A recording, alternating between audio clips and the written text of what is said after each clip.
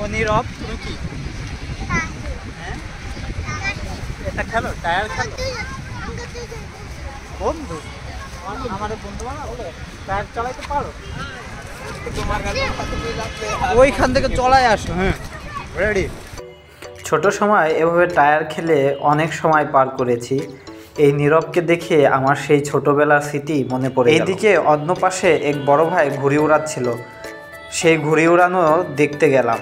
ঘুড়ি উড়ানো দেখার সময় কিছু লোক হাসাহাসি করছিল এই বিষয়টা দেখে, যে ভাই ঘুড়ি দিয়ে যেন প্লেনকে আপনি উড়িয়ে দেন না, সাবধান, তাহলে কিন্তু বড় বিপদ ঘটে যাবে। এ বিষয়টা নিয়ে সবাই মজা করেছে, এটাই বাস্তব। হা হা হা।